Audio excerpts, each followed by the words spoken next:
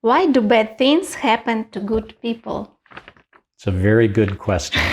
It's a question that's been asked throughout the centuries by many different philosophers and by many different religions also.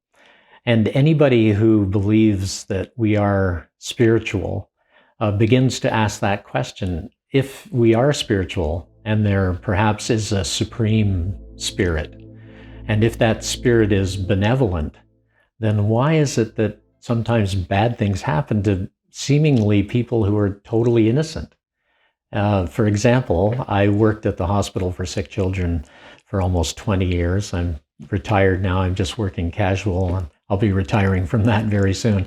But I used to look after little babies that were born that had different conditions of the heart. Sometimes the main arteries of the heart were in the wrong place, or they had the one side of the heart didn't grow properly in the womb, and so they had to have operations to make sure that they would be able to survive some years, or sometimes they underwent heart transplants, things like that. So these children ended up often in very difficult and suffering conditions.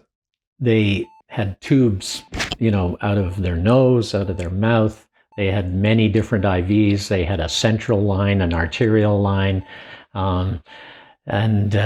just so many different ways. They depending upon how much we had to support them, they had a tube sometimes coming out of their heart, which is ECMO. We would actually put a tube right into their heart. We would take blood out from the right side of the heart, send it through an oxygenator, and put it back in on the other side. So we'd completely bypass the heart, even in the intensive care unit.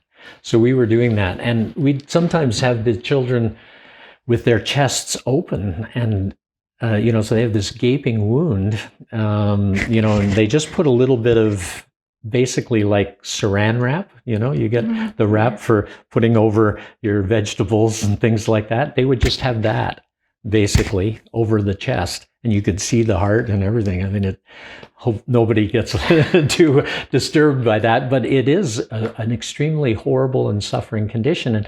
And you wonder why this child that's just been born, completely innocent, seemingly, is now being subjected to this suffering. And of course, we know that even around the world now, there are so many different suffering conditions.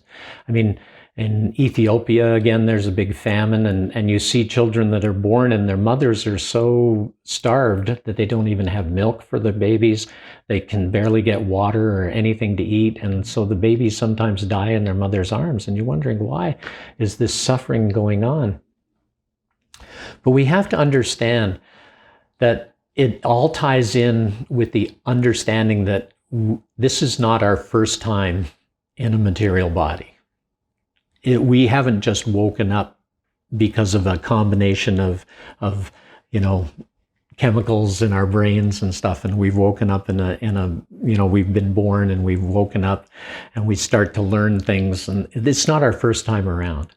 There's actually so much that has carried over from our previous lifetimes, and not just the past, but 100 or 200, but according to the Vedic understanding of the ancient wisdom of India, it's actually children are being born, and they've had millions and millions and millions of lifetimes previous to this, unlimited lifetimes practically.